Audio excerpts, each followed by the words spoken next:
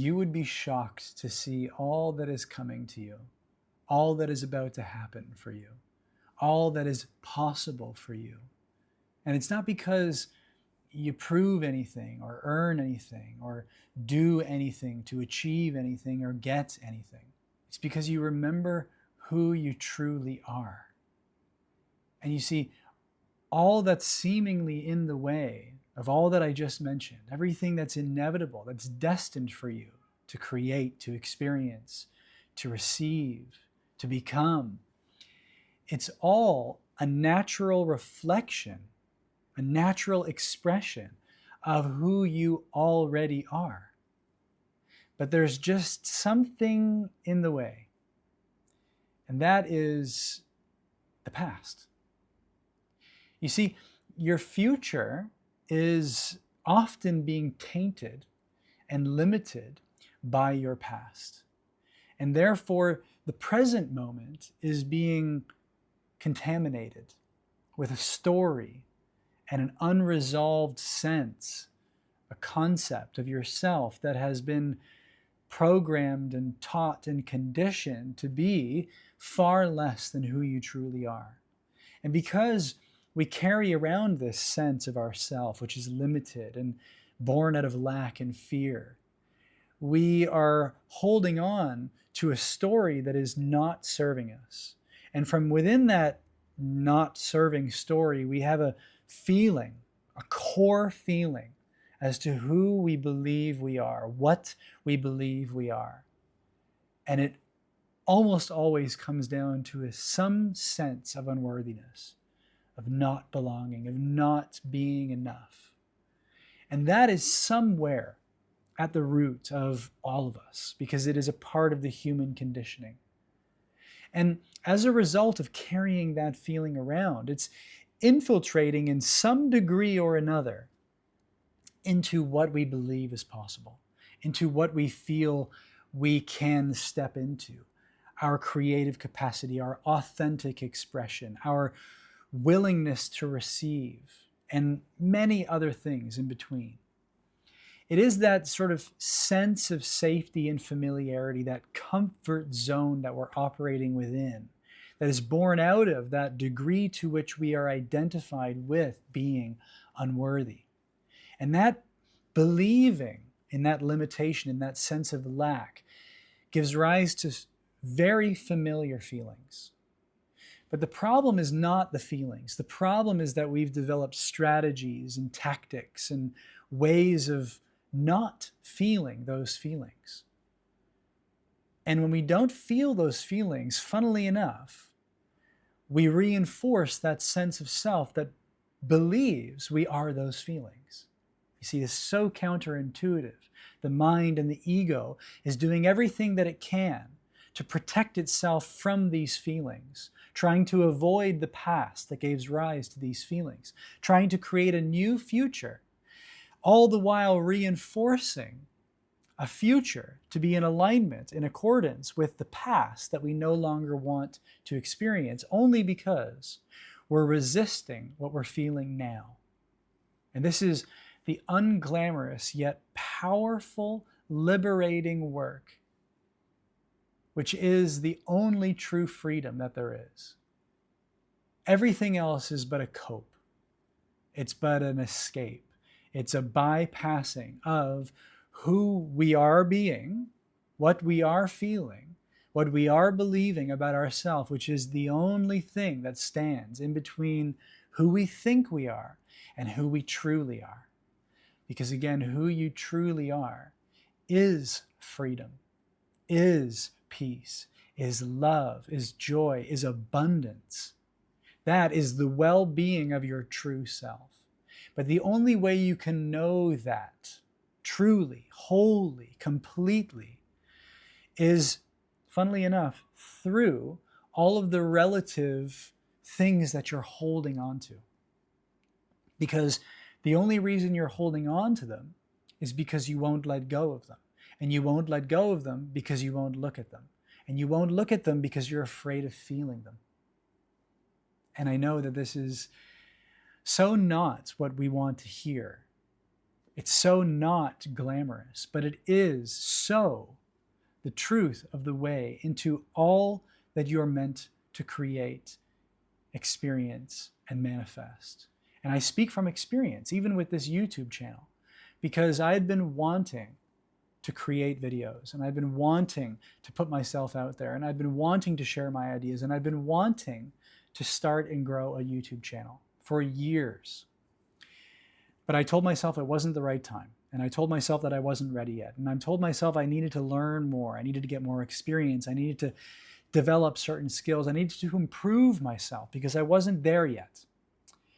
And that was the lie that I kept telling myself out of fear and out of not being willing to face the feelings that I was feeling towards myself, the unworthiness that I was feeling within myself, the lack of acceptance and self-love that I didn't have for myself until I made the commitment to myself, yes, to start the channel and to make a video a day and face these parts of myself, but actually to face the feelings underneath, the reasons that I was giving myself to not do what I knew that I needed to do, that I knew that I wanted to do, that I knew I was meant to do. And for those of you who saw my video yesterday, I said I was quitting YouTube. I'm not quitting YouTube.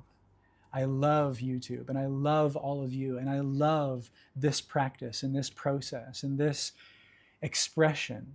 And I am not leaving YouTube anytime soon. I was just sharing a story of something that I was contemplating, and I wanted to illustrate that contemplation, that thought process of who would I be if I was not believing in the limitations that I'm used to?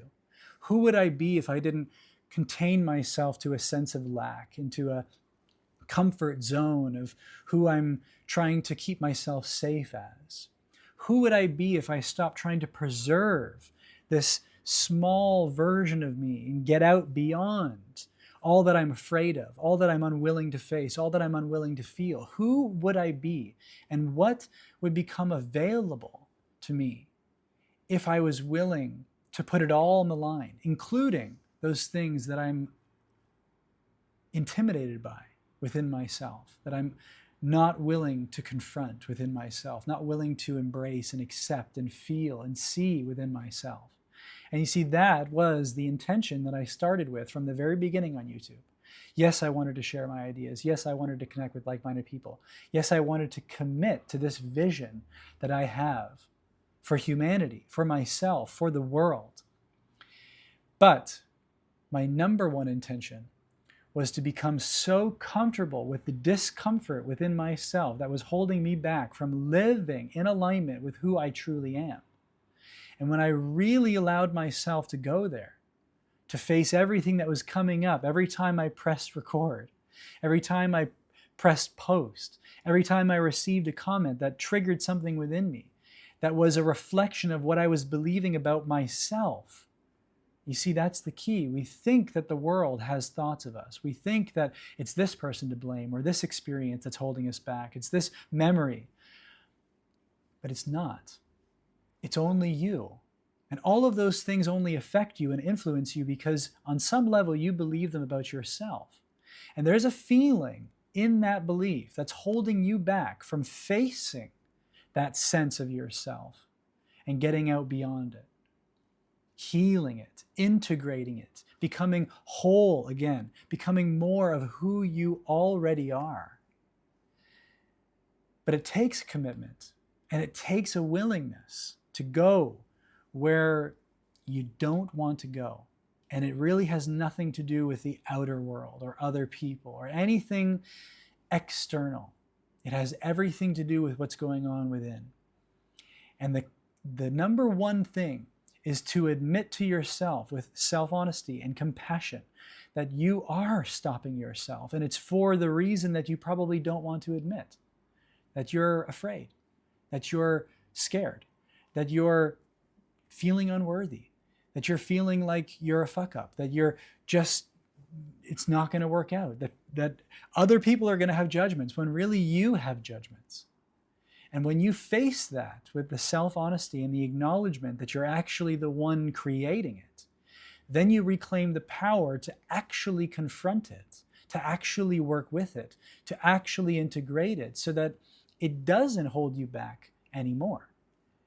And that's why it's sort of unglamorous. We think that we just need more discipline, more willpower, more inspiration, more this, more that.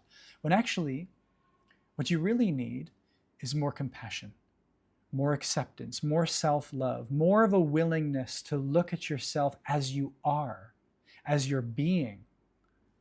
And then your past won't bother you. You will not hold your past against yourself anymore, and you will not limit your future to be a reflection of your past anymore, because you will have liberated yourself here and now in the present moment.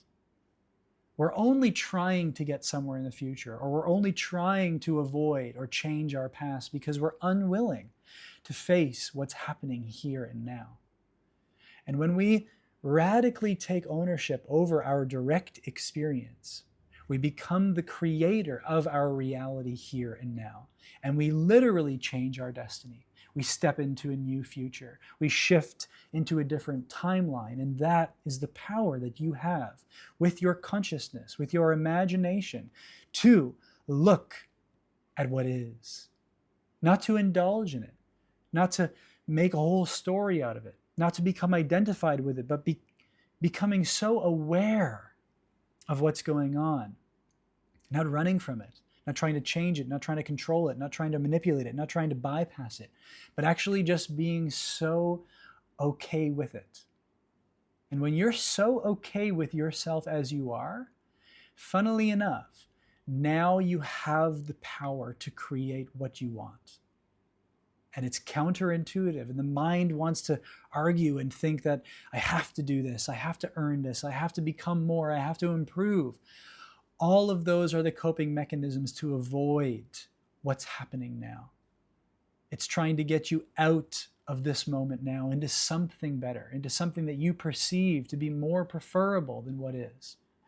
But until you become so comfortable, so loving with what is, so embracing and accepting of this moment as it is, then you will not allow yourself anything more than what is, because your nervous system is in fight or flight, and you're distracted by that past that's looming, that's whispering in your ear, create something more, create something better, make sure you don't fuck this up, your future better be better than what it was in the past.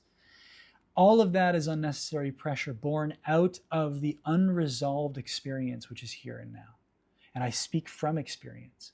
And it is what has allowed me, probably above anything else, above my commitment, above my natural gifts, whatever those may be, is the willingness to bring compassion, love, and acceptance to what is, to what I am being right now, that has allowed me to do everything that I've done and everything more that's to come. And I promise you, I encourage you to see the truth in what I'm saying, because everything that's meant for you will come to you effortlessly and naturally and so easily when you have come into alignment, into the recognition of who you truly are right here and right now, which is always already underneath everything that you're believing you are, thinking that you are, and feeling you are, which is the only thing interfering with you recognizing your true self here and now. And so I encourage you to give yourself permission to look honestly, sincerely, vulnerably, authentically, with great compassion for yourself, right here, right now, as you are. And you'll find freedom in that. You'll find true love in that. You will find joy in that. You will find a profound liberation in that, like nothing else, that anything else could ever bring you, because it is revealing who and what you truly are here and now.